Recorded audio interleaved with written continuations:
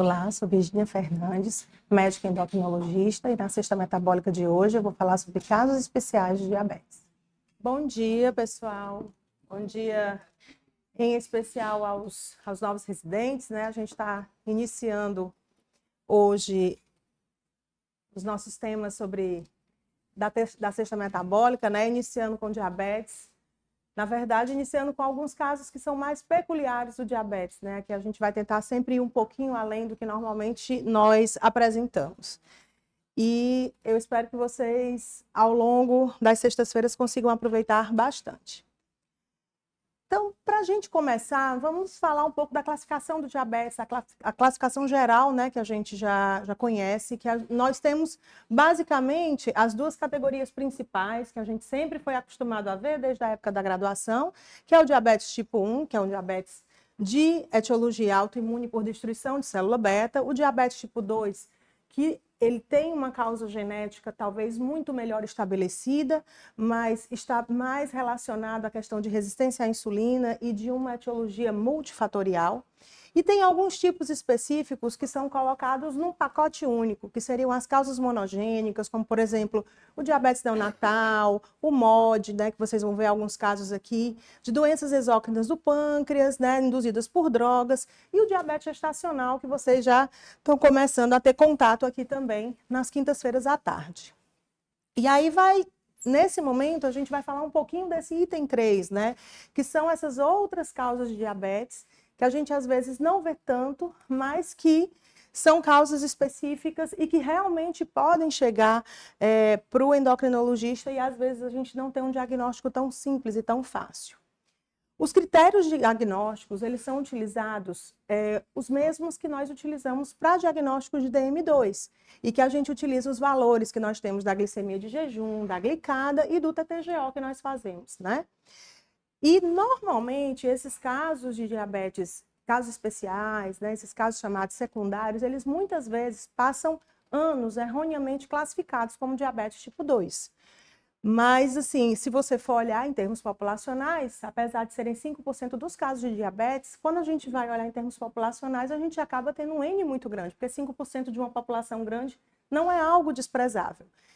E as causas mais comuns são distúrbios pancreáticos, endocrinopatias, então aqui vocês vão perpassar por vários ambulatórios, então vocês vão ver ambulatório de neuroendócrino, ambulatório de adrenal, ambulatório de tireoide, pacientes concomitantemente apresentando diabetes também, né? Fármacos, aí disparado a gente tem corticoide. Nós vemos aqui, por exemplo, os pacientes que têm diabetes pós-transplante, além do corticoide, nós temos outras drogas também, alguns imunossupressores que podem estar relacionados também ao desenvolvimento de diabetes, agentes químicos ou toxinas, mutações e síndromes genéticas. Entre as endocrinopatias, né, nós temos vários eixos que podem ser comprometidos, desde o eixo hipofisário, tireoidiano, né, pancreático, da adrenal e de resistência à insulina, relacionando principalmente resistência hepática e resistência muscular que nós temos.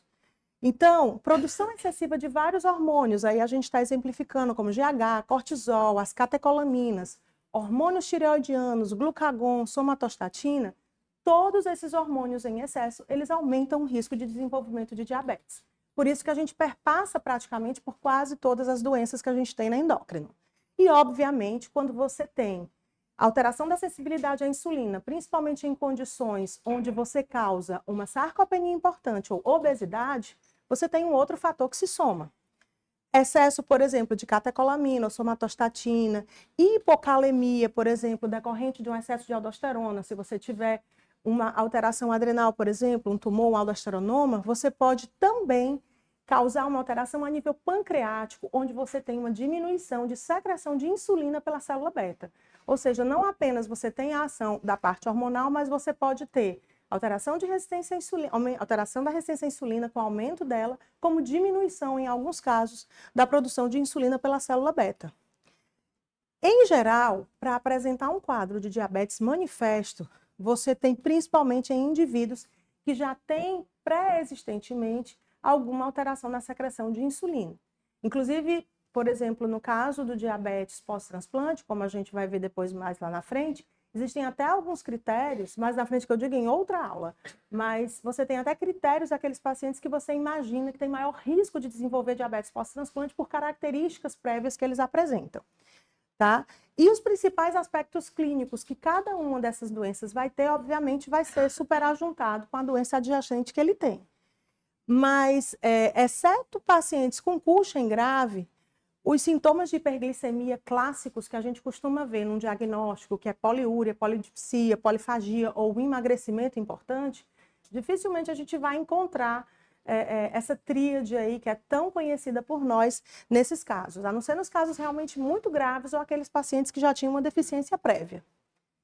Aí a gente tem das endocrinopatias, né, acromegalia, a síndrome de Cushing, né, a gente falou ali dos outros hormônios que nós temos associados, que podem causar diabetes, né? A gente sabe que na acromegalia você tem um tumor hipofisário produtor do GH, né?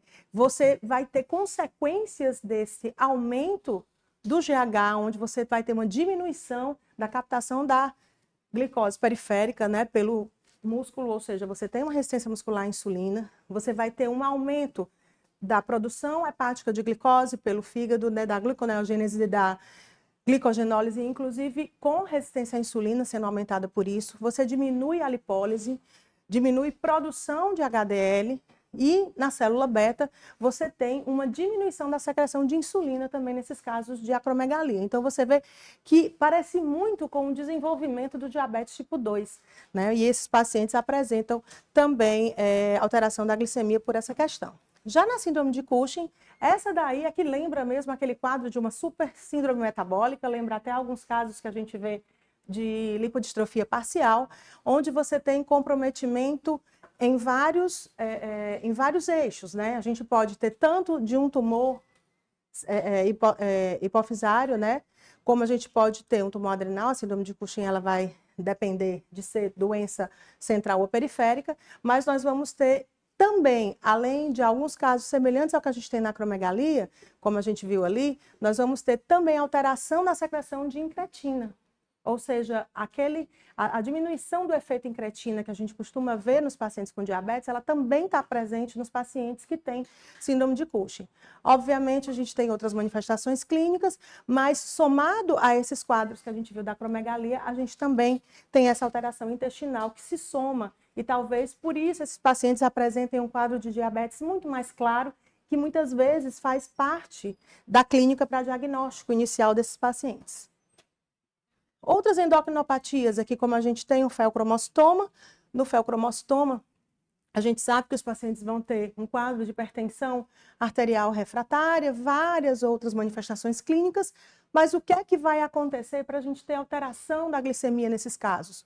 Obviamente, o aumento das catecolaminas por essa lesão tumoral, em que você vai ter também as mesmas manifestações clínicas de diminuição da captação periférica de glicose, aumento da gliconeogênese, aumento da lipólise e diminuição da secreção de insulina. Exatamente mecanismos semelhantes como a gente tinha nas outras duas condições. Já no caso da doença de Graves, a gente tem outras alterações também que são importantes, além dessas que a gente falou, mas o que é que esse aumento de T3 e de T4 fazem também?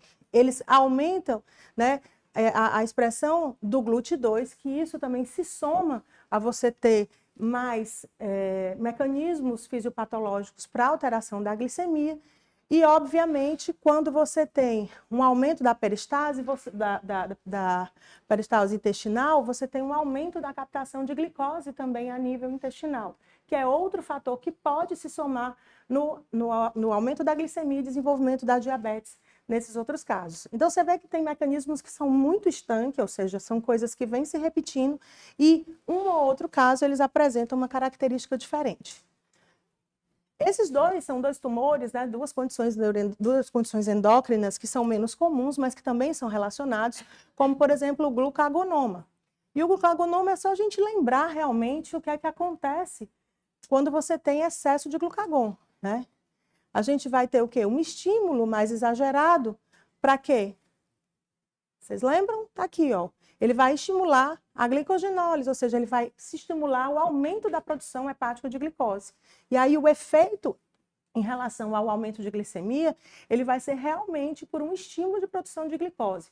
Não é uma diminuição de produção de insulina, não vai atuar tanto quanto a alteração periférica. Claro que se eu pego um paciente com um glucagonoma que tem obesidade, você vai ter um outro fator que se soma, mas o fator primordial é esse aí, é a alteração a nível hepático, né? E no somatotostinona, aí o que é que a gente vai ter? A gente vai ter várias outras etiologias. Então, quando a gente tem as alterações que são a níveis duodenais, ou quando a gente tem alterações a nível pancreático, ele pode alterar, né, e causar diabetes exatamente porque eles vão inibir a secreção de insulina, né, no caso daí. Então, essa inibição dessa secreção de insulina vai fazer com que a glicemia tenda a aumentar. Então, para fazer um resumo, né, um apanhado, eu queria só que vocês lembrassem assim, nunca deixem de ver um paciente que tem uma doença endócrina, de olhar a parte metabólica dele. Eu lembro que aqui a gente foi de uma época que olhava muitos pacientes, por exemplo, com acromegalia, Cushing nem tanto, que como eu disse, faz parte do diagnóstico inicial, mas com acromegalia em que a gente se preocupava com uma série de outras coisas, com tumores intestinais, e esquecia muitas vezes de olhar como é que ele estava metabolicamente. Então, lembrem-se de olhar níveis de glicemia, lembre-se de olhar perfil lipídico, que é muito importante na condução desses pacientes, porque isso aumenta o risco cardiovascular. E aí, só para a gente fazer um highlight dessas doenças como um todo, né? O hipertireoidismo como causa de diabetes, ele é incomum. A gente não costuma ver, mas assim, para a gente lembrar que pode acontecer, né? A gente sempre lembra em questão de hipertireoidismo ou mais hipotireoidismo, como você tem doenças autoimunes, lembrar dos casos de diabetes tipo 1, mas você pode também ter casos de diabetes tipo 2. Já o Cushing, como eu falei, disparado, está ligado à hiperglicemia. Formas de diabetes induzidas por endocrinopatia, elas são potencialmente reversíveis na imensa maioria das vezes, mas elas precisam ser reconhecidas precocemente em tempo hábil para você reverter. Ou seja, se você tem um paciente com Cushing, que ele passa muito tempo sem ser bem tratado, sofrendo com a resistência à insulina, com obesidade, e se ele tiver um background para diabetes, doença familiar, na história familiar, ele muito provavelmente ele melhora da doença e ele persiste com diabetes depois. Então, é muito importante a gente investigar isso para atuar precocemente em causas reversíveis. Os agentes cuja ação tem início mais rápido para o tratamento nesses casos, como sulfonilureas e insulinas, eles devem ser prescritos se o tempo previsto de uso for curto. Ou seja, se eu tiver condições de fazer um tratamento daquela doença mais precocemente, são drogas que eu posso lançar mão logo de início. Mas hoje a gente tem um arsenal enorme que preservam mais célula beta, que atuam mais em relação à resistência à insulina, que tem aquele efeito incretínico e que elas são mais positivas. E aí, combinar sensibilizador de insulina com outros antidiabéticos, em geral, é o mais adequado, principalmente se você trabalha concomitante com a resolução do quadro subjacente, certo? E aí, como eu falei, ocasionalmente ele pode persistir mesmo você deixando o paciente curado da doença de base, e quando a hiperglicemia é descontrolada, pode haver desenvolvimento de complicações crônicas do diabetes. Mas aí entra no mesmo racional que a gente tem do diabetes tipo 2. Geralmente, um descontrole muito grande, por um período maior, por exemplo, do que 5 anos, em geral maior do que 10 anos, que acontece em algumas condições crônicas, como, por exemplo, a acromegalia, que a gente sempre... Usualmente, a gente não consegue dar um diagnóstico precoce, a gente, quando dá um diagnóstico de acromegalia, é muito tempo depois, e aí você pode ter complicações crônicas relacionadas ao diabetes. E aí, em relação aos distúrbios pancreáticos, é algo que a gente acaba não vendo muito, né? Não chega tanto para a gente, vai muito pessoal da gastro, pessoal que trabalha com cirurgia do aparelho digestivo, mas uma das coisas que ocorrem muito é o quê? O alcoolismo causando pancreatite crônica, fazendo com que você tenha alterações exócrinas e endócrinas do pâncreas e desenvolvimento de diabetes.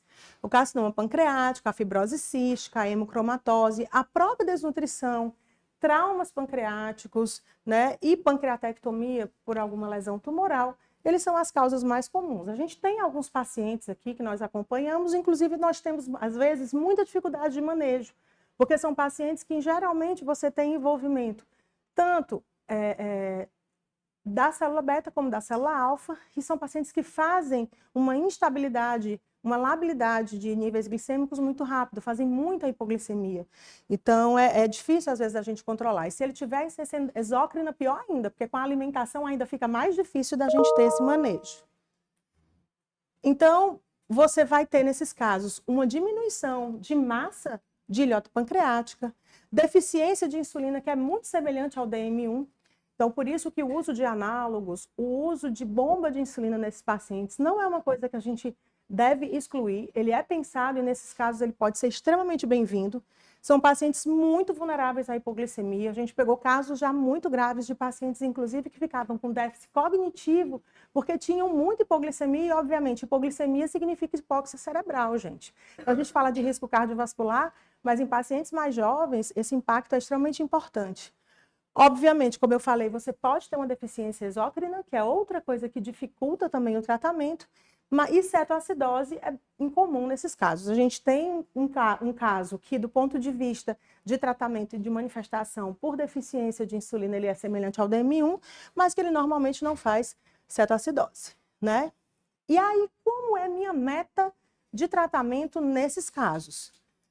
Eu tenho que tentar prevenir essa labilidade que eu falei, esses picos e vales que eu tenho, que é hipoglicemia e hiperglicemia.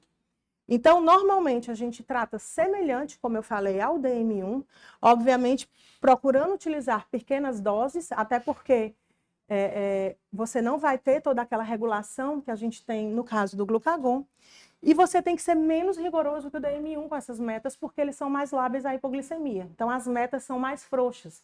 Você utiliza metas semelhantes ao que você tem no paciente idoso, semelhantes ao que você tem num paciente que já tem uma doença coronariana, em que você permite que ele fique com glicemia de jejum um pouco mais elevada do que o usual. E o prognóstico, obviamente, ele vai depender da doença subjacente que esse paciente apresenta. Complicações microvasculares e neuropáticas, em geral, elas acontecem muito quando você tem pancreatite crônica de longa data, especialmente secundária ao alcoolismo, até porque você pode ter deficiências de vitaminas, aí a vitamina B12 disparado pode piorar realmente esses quadros, inclusive confundindo quadros de neuropatia por deficiência dessas vitaminas com neuropatia pelo diabetes. E pessoas maiores de 60 anos que desenvolvem diabetes, a gente precisa pensar em diabetes secundário, principalmente carcinoma de pâncreas. Então, nesse caso aí, a idade ela é um fator fundamental, embora atualmente essa idade de 60 anos, a gente tem visto que cada vez mais pessoas com menor idade vêm apresentando tumores pancreáticos, que isso acho que é algo assustador, né, e que a gente tem que ficar extremamente atento. Se a gente vai falar dos fármacos, isso aí a gente vai perpassar, obviamente, por muitas drogas que a gente utiliza. A gente tem hiperglicemia associada, mas principalmente em pacientes de mais alto risco, ou seja, não é o fato, a não ser que eu use doses muito elevadas, mas em geral, para um medicamento me fazer desenvolver um quadro de diabetes, em geral, eu tenho que já ter uma chance maior de desenvolver diabetes, por exemplo, eu iria desenvolver mais na frente. Então, ele pode desenvolver cetoacidose ou estado hiperosmolar não cetótico, mas isso não é tão comum, pode acontecer, mas não é frequente, só para a gente não colocar isso como critério de exclusão. E o diagnóstico tem que ter alto grau de suspeita clínica e familiaridade com o perfil das medicações. Infelizmente, hoje a gente tem muito autoprescrição. Infelizmente, hoje, nós mesmos não conseguimos acompanhar, a gente acompanha tudo de bom que as medicações têm. Se não forem efeitos colaterais muito importantes, a gente vai deixando passar. Então, às vezes, nem a gente sabe, a gente tem que sair olhando, relendo bulas para a gente poder saber se aquele efeito colateral pode ser ou não relacionado à medicação.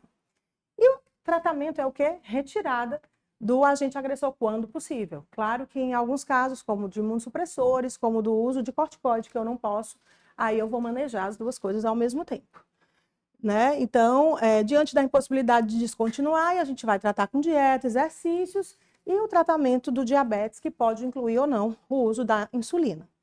Então, aí, olha a quantidade, isso daí é um print, um recorte de muitos aí que a gente tem, certo? Desde diuréticos a antihipertensivos, hormônios, né, interferon, agentes psicoativos, antineoplásicos, enfim, a gente tem uma série, né, tratamentos para retroviroses. Então, aqui a gente tem alguns exemplos importantes que eu quis chamar a atenção de coisas que a gente usa, né, com mais frequência. Por exemplo, os tiazídicos, né, a hidroclorotiazida, que é quase um carimbo nos nossos pacientes, né, elas interferem na liberação de insulina pela célula beta. Os anticoncepcionais, os glicocorticoides, os inibidores de protease que a gente usa com os pacientes que têm retroviroses, antipsicóticos atípicos, eles são medicamentos que aumentam a resistência à insulina pelo ganho de peso e aumento da resistência periférica. Se eu pegar, por exemplo, a streptozosinas e esses rodenicidas que eles são tóxicos para a célula beta, você pode provocar, inclusive, um quadro semelhante a um diabetes tipo 1. Se você vai fazer estudos em que você quer criar cobaias que se assemelham a um paciente com diabetes tipo 1, a gente dá streptozosina para ele, para destruir célula beta e ele ficar com diabetes por insulinopenia. Então, são drogas realmente que são importantes na destruição de célula beta. E o térfeno, que você pode ter o quê? Anticorpos anti-ilhota, que vai também ser semelhante ao que você tem num quadro de diabetes tipo 1. Tá? Então, é uma série de coisas que a gente tem também que lembrar. Ah, quer dizer que eu não vou usar de jeito nenhum? Não, isso aí a gente tem que ter, obviamente, critério, como eu falei, e às vezes a gente não pode retirar. Eu digo muito que a hidroclorotiazida, teve uma época que era uma moda trocar a hidroclorotiazida por idapamida. Eu digo, tá, o paciente recebe idapamida, ele vai usar, amigo, volta para hidrocloro, controla a pressão dele e aumenta aí o tratamento para o diabetes. Então, a gente precisa ter esse critério também. É importante a gente conhecer, mas o mais importante é a gente olhar o paciente como um todo. Né? Então, isso aí foi de onde eu tirei as principais drogas e queria lembrar a vocês uma outra coisa, que os disruptores os disruptores endócrinos que a gente fala tanto hoje, eles estão associados a um risco muito aumentado de diabetes. Não é o dia que a gente fala tanto hoje, mas pelo menos há uns 15 anos, né, Daniel? A gente já vem discutindo isso aqui e a gente tem várias evidências que mostram, né? Antes a gente lembrava muito de disruptores endócrinos relacionados à puberdade precoce, a gente lembrava muito desses casos, mas hoje a gente vê a relação que esses contaminantes ambientais que estão presentes no plástico, por exemplo, eles podem atuar como estimuladores ou bloqueadores dos nossos receptores hormonais. E aí eles podem atuar também no aumento de risco de desenvolvimento de obesidade e diabetes. Então, hoje, a gente não só por essa mudança de estilo de vida que a gente tem, o risco de obesidade ele pode estar maior por conta da contaminação no ambiente que a gente tem do que nós utilizamos no nosso dia a dia. Eu falo do plástico porque o plástico é uma coisa que é muito notada, foi feita muita campanha em relação a ele, por exemplo, no caso do bisfenol, desde a infância, estudos observacionais mostraram que o aumento de risco, por exemplo, de obesidade nas crianças, na adolescência, né, ou na idade adulta, ele poderia ter relação com isso. E, inclusive, foi encontrado resíduos de plástico no leite materno, por conta da nossa exposição exagerada. Então, a gente pode ver que ali a gente tem o bisfenol, fitalatos, as organotinas, então eles fazem parte desde da maquiagem e o esmalte que a gente usa até o copo plástico que a gente bebe. Então, a gente pode ver que eles atuam em vários receptores de glicocorticoides, receptores do pipargama, certo? Receptores tireoidianos, e eles podem fazer o quê? Bloquear ou aumentar a adipogênese, aumentar peso de peso e alterar também níveis de insulina. Então, assim, é para a gente entender que até essa guerra a gente trava também. Se não bastasse a gente morrer de estudar pelos livros, o mundo que a gente vive, ele é um mundo obesogênico nessa perspectiva de aumento de resistência à insulina e risco de desenvolvimento de diabetes, tá? Aí os receptores glicocorticoides e do PIPAR, eles são os principais que a gente tem. Síndrome genética, ufa! Não tem aí uma infinidade de causas, né? Então, isso aí é para vocês verem que, desde os mods, né, que vocês vão ver aqui na sexta-feira, principalmente, mas eu tenho condições que a gente vai ver também aqui, síndrome lipodistróficas, né? Que o doutor Renan vai falar mais na frente, mas outras condições, como, por exemplo, o Prader-Willi, né? Ele está relacionado também a diabetes secundário, Klinefelter, Turner. Então, todos esses pacientes que têm outras condições, e alguma delas, né, que a gente está vendo de outros distúrbios endócrinos que têm causa genética, eles podem causar diabetes. A fibrose cística ela é uma das que chega menos para a gente, Quem acompanha, eu vejo que acompanha bastante isso, é o pessoal que passa lá no Albert Sabin, que você tem casos assim, né? É uma causa mais específica, mas para vocês entenderem como existe uma série de outras condições que a gente deve lembrar. A condroplasia, a gente nem lembra, né? Mas a condroplasia ele tem uma relação importante com síndrome metabólica e desenvolvimento de diabetes. E aí eu queria falar um pouquinho da fibrose cística, porque se você for olhar no livro e pensar em causas especiais ou diabetes secundária, a fibrose cística ela vai estar lá, embora a gente não veja tanto. Mas, para vocês verem, na fibrose cística, fora as condições respiratórias que a gente tem, o diabetes é a comorbidade mais comum que esses pacientes apresentam. E vejam só, 20% dos adolescentes e quase metade dos pacientes adultos com fibrose cística têm diabetes. Eu tenho 2 pacientes que eu acompanho, né? Mas eles não vêm tanto para a gente, eles ficam muito com o pessoal da pneu. Então, o diabetes nessa população, ele está associado a um pior estado nutricional. Lembrem-se que você tem alteração de secreções de várias enzimas, e aí a nutrição desse paciente está comprometida. Eles têm infecções graves, principalmente infecções pulmonares, e têm uma maior mortalidade. E no caso, a deficiência de insulina é a principal alteração. Resistência à insulina, ela pode estar associada ao processo inflamatório crônico que esse paciente é submetido, né, ao longo de toda a doença dele. Mas a deficiência de insulina é que, como você tem um espessamento dessas secreções, a própria secreção da insulina para nível de célula beta, ele fica comprometido. Você pode ter, às vezes, até obstrução de canalículos também. Então, como é que você faz se você aparecer um paciente com fibrose cística, ou se alguém perguntar para você, eu estou com um paciente diagnosticado com fibrose cística, o que é que eu faço? Tem que fazer uma triagem anual com o TTGO, e o ideal é que a gente comece precoce, em torno de 10 anos de idade, tá? Mesmo em quem, obviamente, fibrose cística que não tem diabetes. A glicada, ela não é recomendada nesses casos como um teste de triagem, certo?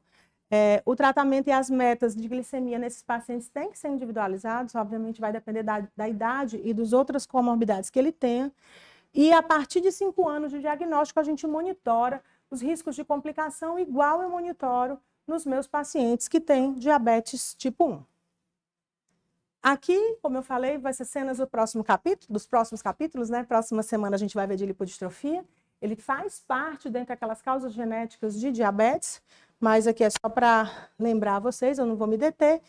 E aí eu vou finalizar mostrando aqui alguns casos de diabetes que parecem comuns, que estavam perdidos por aí e que não eram, assim, e que não eram tão fáceis de diagnosticar e chegaram para a gente, né? Uns desafios que a gente diz que chegou de topic aqui, porque chegou todo mundo na mesma época. Então, eu vou mostrar para vocês um caso de um senhor de 51 anos, do sexo masculino, que tinha HIV, né, e fazia o uso de lamivudina, favirenz e tenofovir, tá? Ele tinha carga viral indetectável, CD4 normal, super bem acompanhado lá no Hospital São José. E aí, 3 anos depois, ele começou com um quadro que parecia aquele quadro clássico de diabetes com pólise, perda ponderal, fazendo glicemias acima de 300 e foi diagnosticado lá no São José com diabetes tipo 2. Ele começou metformina e, na época, com insulina, porque estava realmente perdendo bastante peso, estava com sinais de insulinopenia, e em insulinopenia a gente tem que realmente olhar com muito carinho o início de insulina, tá?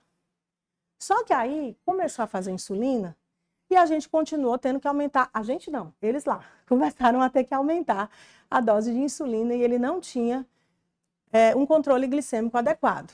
Achavam ele magrinho e resolveram mandar ele para cá, pensando que ele poderia ter lipodistrofia relacionado ao HIV, ao tratamento do HIV. Afinal, um paciente magrinho com diabetes controlado, a gente pensa logo nisso e mandou para cá. Vocês vão ver a foto dele, a gente avaliou, olhou, ele era realmente magrinho, mas não tinha nada que lembrasse lipodistrofia, a não ser um quadro de resistência à insulina muito importante do ponto de vista de necessidade de uso de insulina. Ele tinha um peptídeo C detectável, uma glicose, uma hemoglobina glicada de quase 16. E nível de insulina maior do que 300. Ou seja, ele não tinha insulinopenia, não, ele tinha uma resistência à insulina violenta, tá? Uma proteinúria importante, um LDL aumentado, tinha perdido em 2 anos quase 30 quilos e tinha um IMC de 16,2. Então, era um paciente que a gente olhava, embora ele tivesse um status muito bom, conversava, andava, você olhava para ele, olhava para os exames dele, dava um nervoso, né? Como a gente diz, meu Deus, o que é que ele tem? Não tinha acantose, nunca teve sinal de cetoacidose, nem de lipodistrofia, Foi investigado neoplasia, enfim, obviamente que com insulina de 300, a gente vai olhar se ele não tinha um insulinoma, mas ele não fazia hipoglicemia. Então, foi investigado, ele foi colocado de cabeça para baixo. E outra coisa, ele era extremamente aderente ao tratamento. Foi daqueles pacientes que eu vou internar para ver. E a gente viu, ele realmente não controlava a glicemia. Então, com mais de 5 unidades por quilo por dia, glicemia acima de 300, fazia nem cócega. Insulina estava vencida? Não, não estava, tá? Então, a gente internou para fazer bomba de insulina. Eu digo, eu quero ver se esse paciente não responde. Ele só veio melhorar as glicemias, a gente saía assim dos HIs da vida, dos 400 da vida, com 3.600 unidades por dia de insulina. Como é que dá alta? Se alguém tiver uma sugestão, né? Então, assim, essa dose cavalar que ele fazia, na época a gente tinha condições aqui de ter uma test drive de bomba. Test drive de bomba, antes você ficava assim 1 mês com a bomba de insulina para o paciente testar se ele se adaptaria ou não. Então, a gente colocou ele com bomba de insulina subcutânea, né? Não a bomba endovenosa, colocou para ele fazer doses externas lá da canetinha e botou ele para ir para casa. De outras comorbidades, ele tinha, além, obviamente, do HIV, hipotireoidismo subclínico. Então, ele foi de alta usando metformina, pioglitazona, numa dose que a gente usualmente não faz. Você nem tem mais, acho que a gente nem encontra mais dose de 40, a gente só encontra dose de pio de 15 e de 30. Dapaglifosina, alogliptina, rosuvastatina, o enalapril por conta dessa proteinúria, né? E a insulina nessa dose aí de 800 unidades por dia, junto com a bomba, né, da Medtronic. E só lembrando que todo esse esforço hercúleo, a glicemia dele caiu de 15,6 para 15,4. É uma coisa maravilhosa. Tá aí ele. Desse jeito, sempre assim, com seu cabelão, feliz da vida, não reclamava de nada, apenas assim, era uma guerra da gente dizendo que ele não usava insulina e ele dizia que usava. E realmente ele era muito, muito aderente, tá aí ele, a sua vazão de insulina. Vocês veem que ele não tem acantose, nada disso, tá? É um caso, assim, que deixou a gente bem preocupado. Aí aqui tem outro. Esse aí já é outro paciente também, que ele veio para a gente da hematologia. Também em 2016, eu digo, parece que vem junto, né? Ele tinha um quadro de diabetes, astenia, uma diminuição importante de força em membros inferiores, artralgia em joelho, em cotovelo e uma hiperpigmentação na face, certo? Ele tinha na face, perdão, em dobras na região cervical, no tronco, associada a uma hiperceratose há cerca de 3 anos. Então, era um paciente que vinha empretecendo, como ele dizia. E ele foi para a hematologia achando que ele podia estar com hemocromatose. Foi fazer essa avaliação lá. Ele tinha uma glicemia de jejum de 217, uma ferritina de 714, ele chegou a ser mais de 1.000, e com esses níveis aí de transaminases, né? TGO de 113, TGP de 62. Foi feita a avaliação e o screening para Cushing, né? Foi negativo esse screening. E na avaliação também para hemocromatose, o diagnóstico também não foi fechado. Como ele tinha umas lesões de pele que chamavam muita atenção, né, via realmente que ele vinha escurecendo, ele fez uma biópsia de pele e a biópsia de pele veio acantose nigricans. Ou seja, aquele escurecimento da pele que ele estava tendo era por conta de uma acantose extremamente importante. Ele tinha bebido no passado, não fumava, tinha um irmão com espondilite anquilosante, tá bom? E no ultrassom abdominal ele apresentava uma esteatose hepática moderada, que talvez justificasse essas transaminases que ele tinha. Aí o que é que ele fez? A Hemato, antes de mandar para a gente, a Hemato mandou para a clínica médica. Na época tinha o Dr. Jorge Magalhães, além do Dr. Otto aqui. Ele foi revirado ao avesso na clínica médica, certo? E lá pensaram em acantose paraneoplásica, fizeram todo o rastreamento dele. E a única coisa que encontraram da cabeça ao pé foi um microcarcinoma papilífero de tireoide. Na verdade, fizeram uma PAF de um nódulo que a gente nem PAF faria, e que encontraram nem PAF faria, era porque assim, a clínica é a clínica, né? Adora dar os diagnósticos, eu sou fã dela por isso. Mas veio lá uma suspeita, né, no Papa Nicolau de um CA papilífero, tinha sido descartada a acromegalia em síndrome de Cushing, então assim, quando fizeram tudo isso, mandaram uma cartinha para cá, para endócrino. Eu digo, ai, que legal. O homem vai, pai Marco, vai para a clínica médica, é revirada, eu não sei o que ele tem, vem para a gente. A gente olhou um para a cara do outro, o Daniel, eu digo, por que fizeram isso com a gente? Então, assim, era um paciente que usava dose de insulina, que ele tinha já diabetes, mas ele vinha piorando bastante o diabetes. A gente iniciou dapagliflozina para ele, metformina, pioglitazona, vildagliptina. O doutor me ensinou tudo isso. Na hora do desespero, a gente pega todas as amostras que tem no armário e dá para o paciente. Como é o tratamento? É o que tem, né? Porque o que ele pode fazer muitas vezes é pouco. E ele vinha aumentando muito de peso, ele chegou a 124 quilos, mas não tinha um controle glicêmico adequado. Fazia doses de 300 unidades por dia, então 2,7 unidades por quilo por dia para um paciente com 124 quilos é um bocado de coisa, né?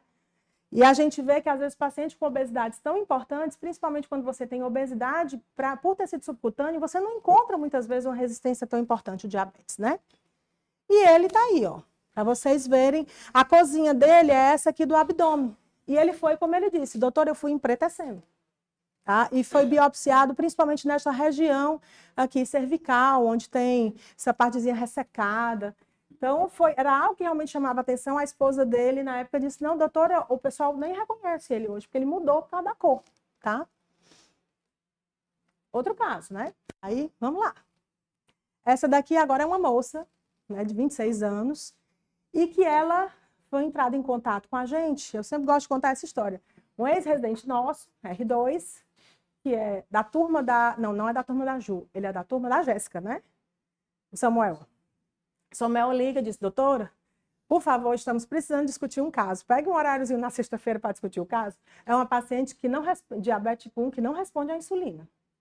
Aí eu olhei assim, como é, Samuel? Aí tudo bem. Lá vai, a gente fez um vídeo e era uma paciente que tinha começado um quadro com sintomas gripais, artrite em joelho, e tinha artrite também em metacarpofalangianas, interfalangianas proximais, metatarsofalangianas, ou seja, tinha um quadro de uma artrite importante de pequenas e grandes articulações, certo? E que bilateral, né, simétricas, e tinha um quadro de astenia, vertigem, dispneia aos esforços, febre diária, uma hiporexia importante. Estava com uma anemia de 5,2 de hemoglobina e hiperglicemia acima de 400, né? Foi internada lá na Santa Casa de Sobral para investigar, foi hemotransfundida, foi indicada a hemotransfusão, mas não fez essa hemotransfusão pela presença de alta anticorpos e não tinha teste de compatibilidade para ela conseguir fazer essa transfusão. Então, pensaram no caso dela de uma anemia hemolítica. Eu sei que começaram a imunossupressão com prednisona nessa dose de 1 miligrama por quilo e foram reduzindo essa dose a partir do 5º dia, porque iam tentar ver se conseguiam, inclusive, transfundir, controlar esse quadro autoimune aí que ela apresentava. E nessa avaliação de doença autoimune, ela veio com um FAN de 1 para 64, né, com pontilhado pleomórfico, um anti-GAD positivo, né, que vinha com 34 unidades, a glicada de 6,4, ou seja, parecia realmente ser um diabetes de diagnóstico precoce, porque você não tinha uma glicada que tinha dado tempo para subir tanto, e ela ficou como diagnóstico de lúpus e diabetes tipo 1, doença autoimune. É muito comum, né? Beleza. Só que aí começaram a insulinoterapia nela e faziam um ajuste a cada 48 horas. E ela chegou a fazer dose de 31 unidades por dia. E nada. A glicemia nem saía do lugar. Foi iniciada a imunoglobulina humana, né, rituximab, mas ela mantinha hipoglicemias importantes. E tinha um peptídeo C de 12,4. Estranho, né? Uma paciente com DM1 com esse peptídeo C diz, mas ela tem anti-GAD positivo. Enfim, era um quadro que a gente sabia que tinha uma doença autoimune, mas de uma paciente que ela disse, eu lembro da residente, doutora, ela se alimenta de insulina. A gente dá insulina e não melhora, né? E aqui está a carinha dessa moça, que estava lá, né? Que chegou com essas doses lá, né? Ela não tinha uma cantose discreta, mas nada que chamasse tanta atenção. Mas, enfim, são 3 casos, não são fáceis. Endócrino também é clínica, adoro. E aí, o que é que eles têm em comum? Diabetes, o que mais? Glicemia alterada lá nas alturas, já vi. Doses altas. Então, alguém quer complementar as doses altas? Vamos botar aqui. eles têm uma resistência grave à ação da insulina. E são pacientes com fenótipos completamente diferentes e com histórias completamente diferentes, exceto pela dose elevada que utilizavam, né? Esse aqui do meio lembra muito mais aqueles quadros de síndrome metabólica que a gente vê, mas esse paciente da ponta aqui não, de lá a gente pensa na doença autoimune, mas enfim, a gente vê que são 3 doenças diferentes que apresentam um grau de resistência muito grave. E essa foi uma das condições, daquele monte de coisa que eu falei, que eu acabei não falando para vocês, que são algumas doenças, né, o diagnóstico diferencial que a gente tem de causas severas de resistência à insulina. A gente tem as síndromes de resistência à insulina, que são doenças raras. Nós podemos ter a do tipo A, do tipo B e do tipo C, e que a gente tem aqui as características de cada um, né? Então, os sintomas, né? Mas a prevalência que a gente vê que é muito raro. Inclusive, assim, se você for procurar fazer levantamentos na literatura, o maior levantamento que tem é o do NIH, pegando centros de vários locais dos Estados Unidos para conseguir fazer um estudo dessa doença, porque ela realmente não é frequente, né? Então, a gente tem causas que são relacionadas a mutações, causas que são alterações do receptor de insulina e causas que são relacionadas a autoanticorpos que bloqueiam o receptor de insulina, tá bom? O prognóstico, ele é, em geral, ele é um prognóstico, ele é ruim quando ele não é tratado, ele tem uma mortalidade que não é desprezível, é uma mortalidade importante, e, obviamente, o tratamento, ele vai ser no intuito de você fazer um controle glicêmico mais adequado, mas você também tentar tratar a doença de base a depender do tipo de resistência, de síndrome de resistência à insulina que esses pacientes têm. E nos nossos casos, eles tinham a síndrome de resistência à insulina do tipo B. Se vocês forem ler as características, né? E isso eu estou dizendo porque a gente fez a dosagem de autoanticorpos. Inclusive, ela não é fácil de ser feita. As titulações que a gente tem nos laboratórios comerciais, ela não é efetiva. Inclusive, de um dos pacientes que a gente fez a primeira vez, ela foi até negativa. A gente conseguiu fazer em Campinas com o Dr. Mário Saad, dentro do laboratório e vendo a PCR correndo. Que aí a gente via quais eram os que eram mais ativos e menos ativos, assim, para você ver se você ter mais atividade de anticorpo ou menos atividade. Então, assim, não foi um diagnóstico fácil. O primeiro caso, se o Daniel me corrija se eu estiver enganada, mas foram quase 2 anos para a gente fechar o diagnóstico. Foram uns 2 anos a gente tentando, porque a gente não conseguia saber onde dosar, né? E o segundo diagnóstico para a gente já foi mais fácil, exatamente foi aí que a gente teve o contato com o Dr. Mário Saad, porque aquele paciente que veio escurecendo, ele apresentou exatamente um caso no New England, né? O paciente chegou aqui e disse, a gente viu essa foto em algum lugar, por isso que a imagem para mim é tão emblemática, de uma paciente também que tinha escurecido toda e que depois de tratar, a paciente tinha voltado à coloração normal da pele. E aí a gente foi olhar e começou a discutir o caso, e foi quando apareceu depois aquela outra paciente, que é lá de Sobral, né? Então, você tem anticorpos policlonais circulantes, geralmente são anticorpos de imunoglobulina G, que são dirigidas para o receptor de insulina. Meu amor, se o receptor de insulina está lá sendo atacado, como é que o coitadinho vai receber insulina?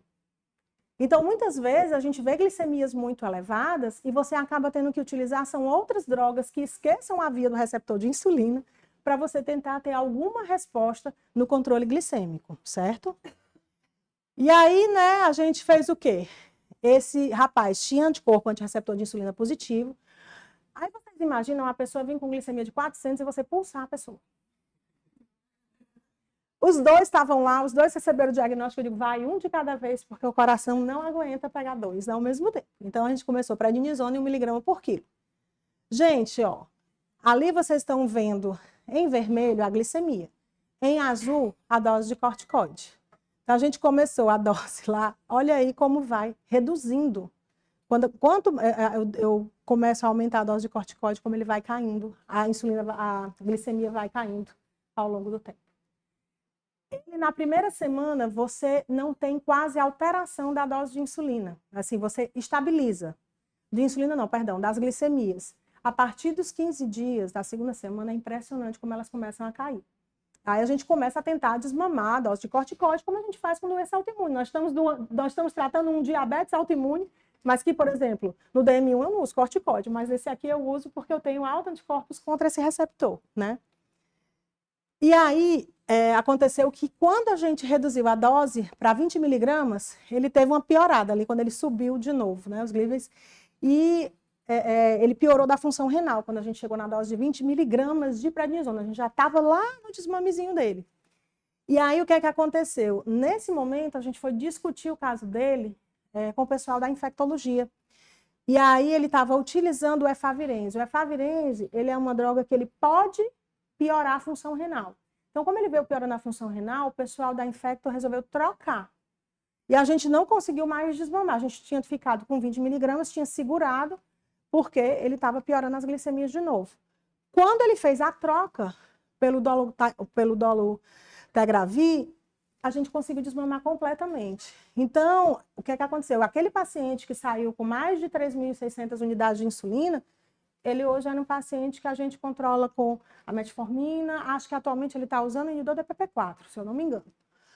Mas, para vocês verem realmente que era um quadro autoimune, e essa troca da droga, a gente ficou achando que provavelmente esse paciente, ele fez um quadro induzido pelo uso de um antirretroviral, do efavirenz.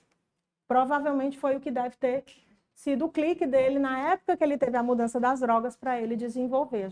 Esse caso, inclusive, está em vias de publicação, porque não tinha sido relato ainda nenhum de um antirretroviral que pudesse causar um caso assim.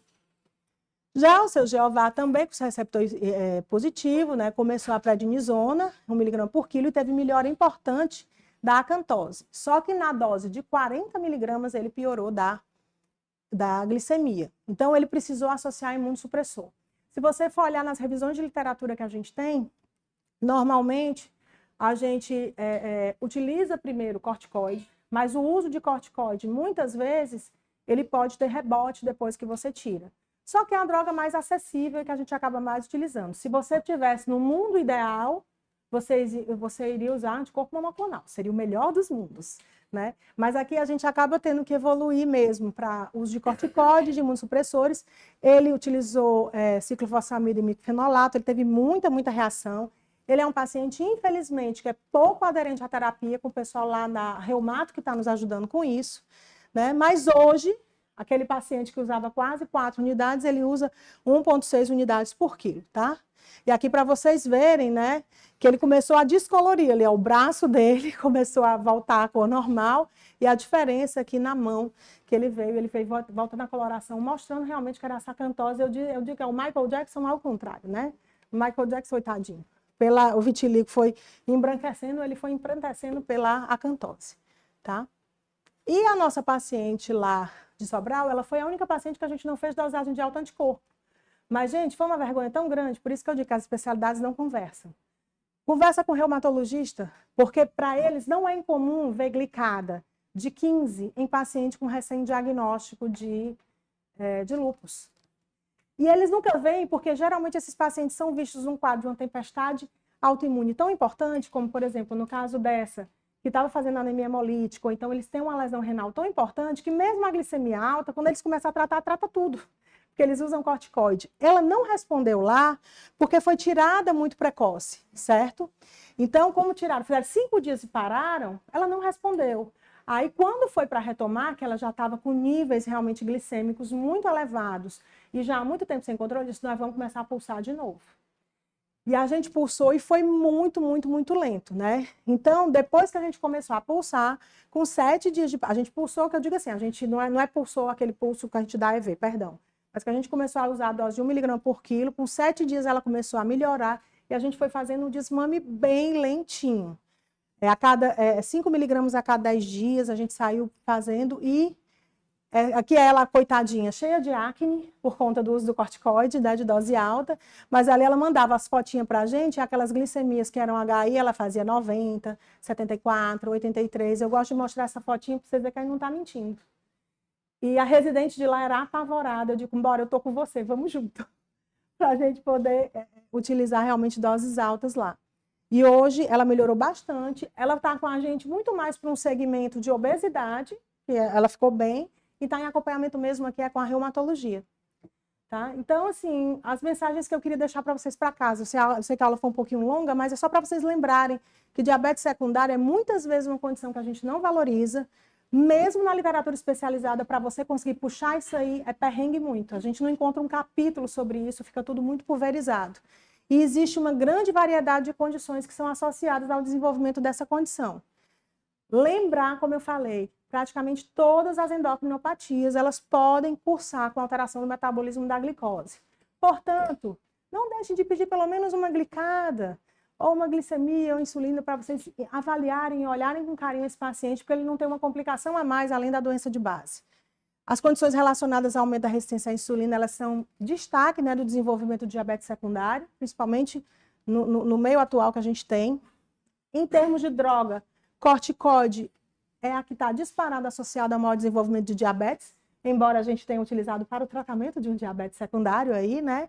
E o tratamento da doença de base, obviamente, é o principal tratamento para o diabetes. A prova é que nesses quadros autoimunes, né, quando a gente tratou o quadro autoimune, o diabetes ele se tornou, digamos assim, menos importante na repercussão da vida desses pacientes.